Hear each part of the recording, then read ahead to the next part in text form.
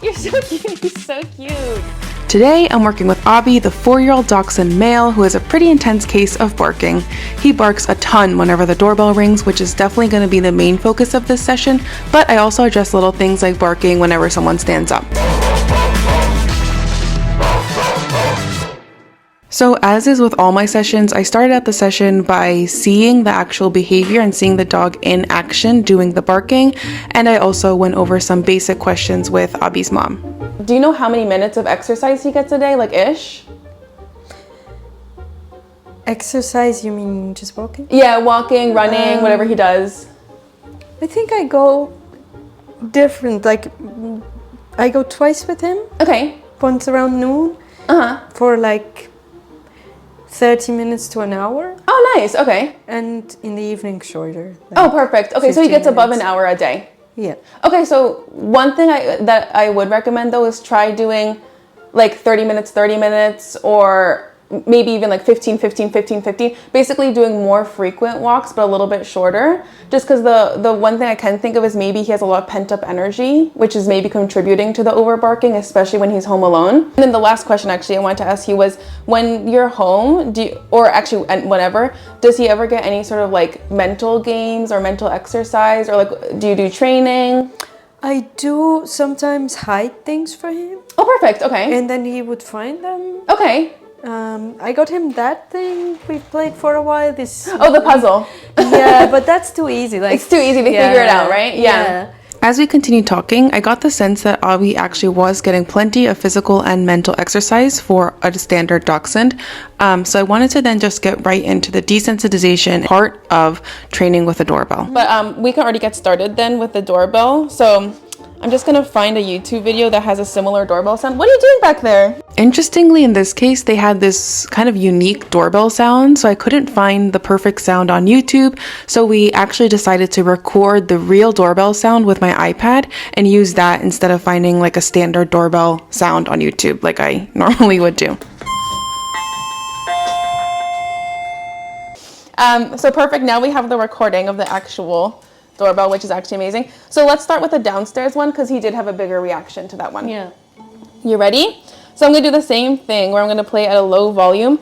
And again, before he can bark, I'm just gonna reward him really quick. Good boy. Also with the clapping, once I was with him in a park concert. And the only way I could stop him was with the ball.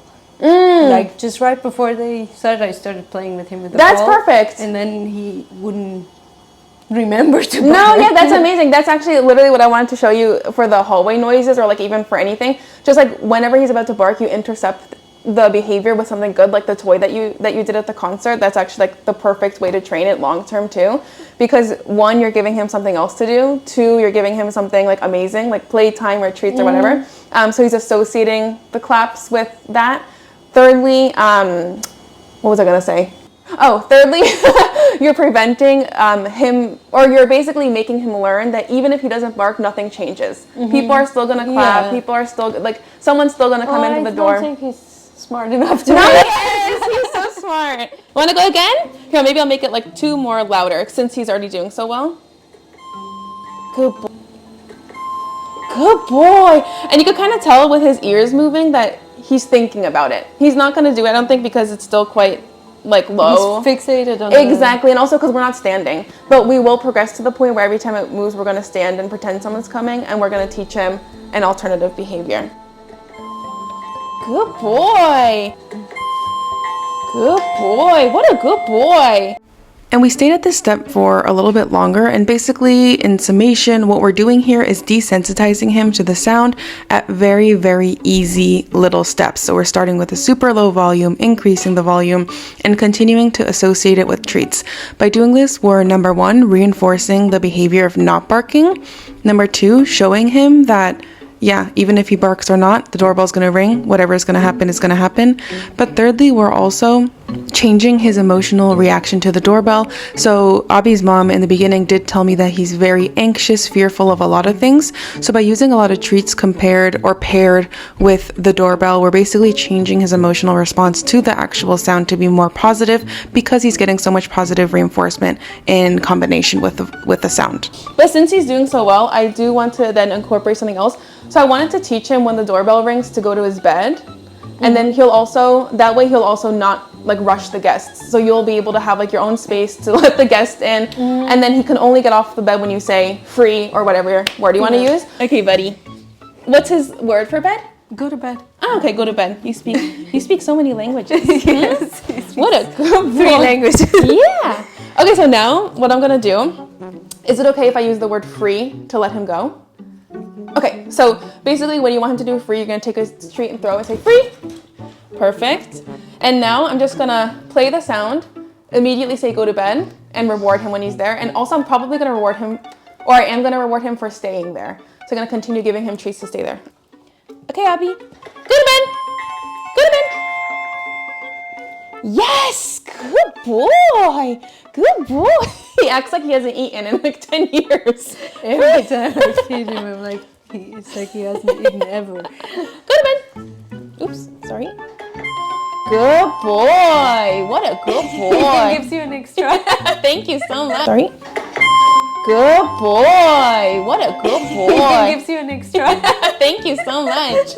To quickly explain what's going on here, we're basically teaching him an alternative behavior to barking and rushing the door, which in this case is going to bed and waiting there until his mom lets him free. And this way it will basically eventually replace the behavior of barking, because he'll learn that when he goes to bed, when the doorbell rings, he gets reinforced, and when he barks, he gets nothing.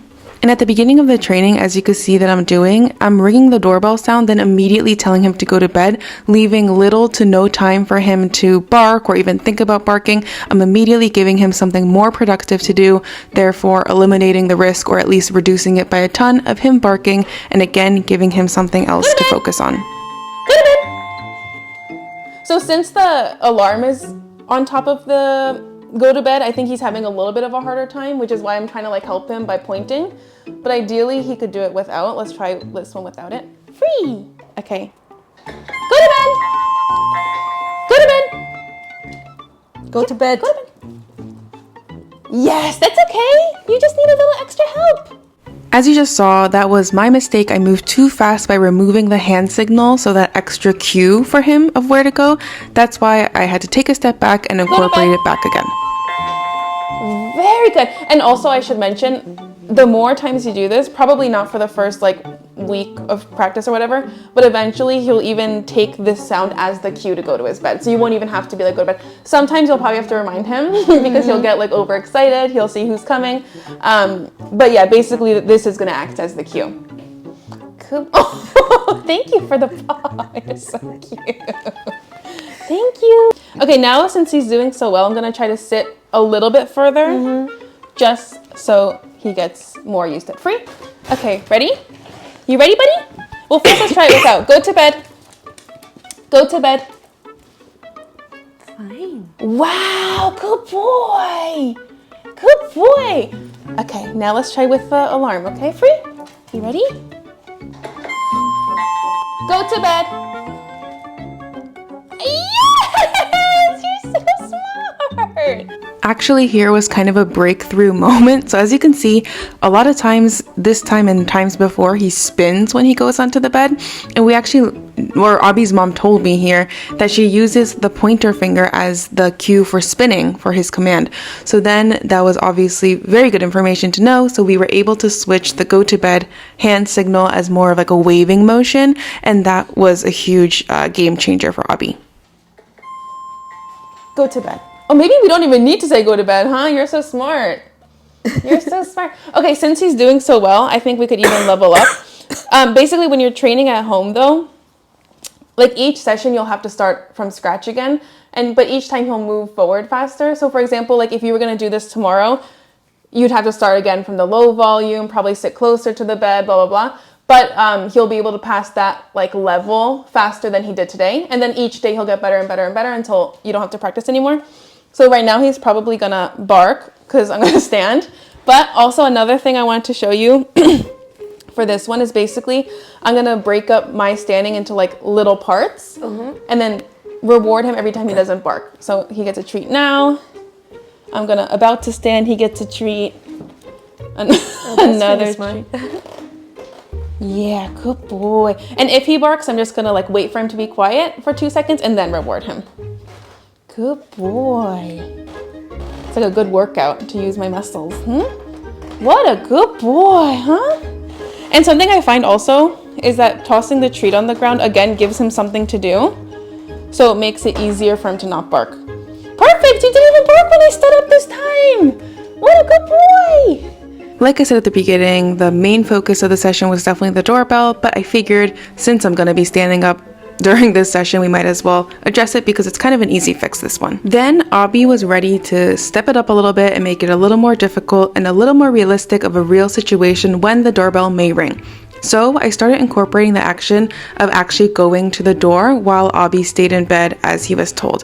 As you'll see, I don't actually go all the way to the door to start. I just get up, move a few steps in the direction of the door, come back, release him, blah, blah, blah.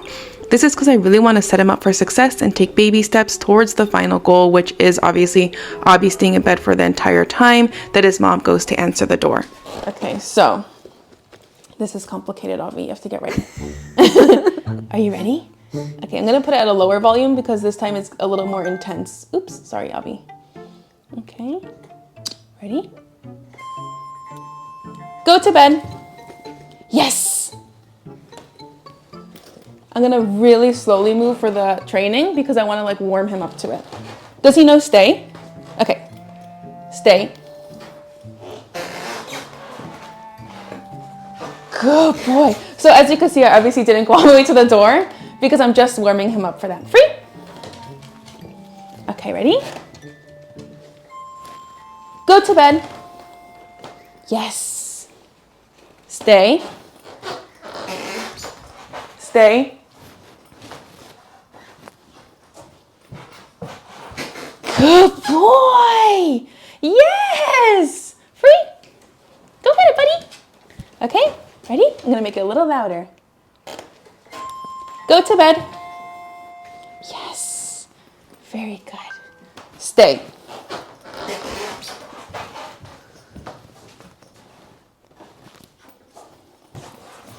Good boy. Good boy. At this point, Aabi was truly crushing it, so as he got better, I could actually start moving closer and closer to the real door, plus making the doorbell sound louder and louder to gradually simulate real situations with high levels of distractions, commotion. And we even started going to the door together, both Aabi's mom and me, to truly level up and again increase that level of intensity.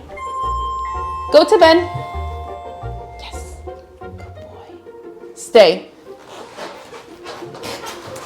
Stay.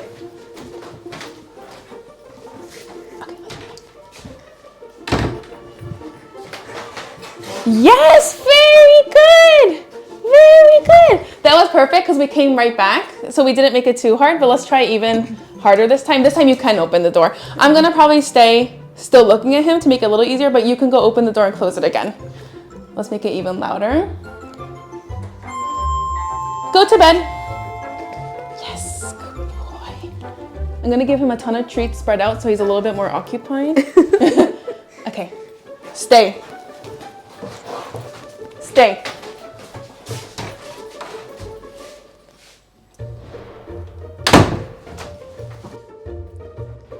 Free. Okay, ready, buddy? Go to bed.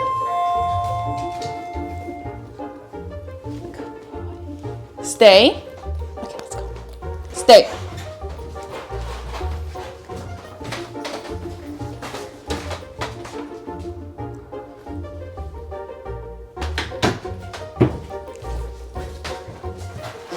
Yes, good boy. So that's kind of how it goes for the doorbell. And just when I thought we were crushing it with no barking, Aabi started barking again, so I quickly acknowledged the situation and told Aabi's mom kind of the best way to handle it when stuff like this happens. Okay, we would ignore this. Let's ignore it and wait for him to be quiet. Yes! Good. So it might look like just now also that I rewarded him for barking, Yes. right? Yeah, That's what I'm always afraid of. exactly. Yes. So I think that's a common fear a lot of people have. But the key is to is really the timing. And it's super nuanced. And there is a possibility that he, from that one repetition, might have thought that the barking got him rewarded. But as more repetitions go on, thank you. As more reps go on, he'll realize that it's actually those quiet pockets. And actually, since we're on this topic, I could also teach you kind of another management trick. So this is not really training for the long term, but in those cases where he randomly starts barking, you can, for example, say enough, or any word you want really, but choose one word. And when he starts barking, you would say enough. And then as soon as you get even a second of silence, you would reward him. Oh, here. And even just now, you could even start when he's not barking. Enough. Yes. And right now, he probably has no idea what's going on. Okay. But he will at some point. Exactly. I have a feeling that he doesn't really Enough. recognize the words. Okay. More like your intonation and how you say it. For sure. So that's a huge part of it. That's actually a good point. So another thing you could do is include a hand signal. So some dogs, as I've noticed with him, is he really pays attention to the hand signal. Same with the go to bed. Even if I didn't even say anything, I feel like he would do it. Aabi? Yeah. So that's super interesting, but we can definitely use that to our advantage. So when you want him to start barking, you could do, I don't know, like that. Enough. Yeah. And then as soon as you get even count to 1 and then reward. Okay. So if he starts barking again in this session, we can try it. But for now, you could be enough. Yes. Which it looks so silly. But when he starts barking and you start using it, it's going to be such a game changer. But again, this is more of a management thing rather than a training thing. So the training is more what we're doing with the doorbell, where we're getting him used to the situation. Exactly, the situation. But this is more for when you need to use it, when he does still have those barking fits, which he probably always will. And also another thing is especially with the breed like a Dachshund, sometimes he's gonna bark even though he knows he's not supposed to, because he's genuinely trying to alert you to something. He might be oh my god, someone's coming. Yeah. And he might genuinely think I need to tell my mom that someone's coming. So in those times enough is the perfect command to use, because you're saying okay, I acknowledge you. It's all good. And that's how we worked on the doorbell barking with Aabi. So to recap, we first worked on desensitizing him to the actual sound, while also teaching him that there's no need to bark when he hears the sound, period. Once he understood that, much to a certain extent, I was able to level up to teaching him an alternative behavior of going to bed and waiting there. Lastly, I showed Aabi's mom some management tips to finish off the training, but it's also super important to note that every dog's different, and in this case, I took these steps because I analyzed the reason why he was barking. But depending on why your dog is barking, you might have to take slightly different steps and take different approaches.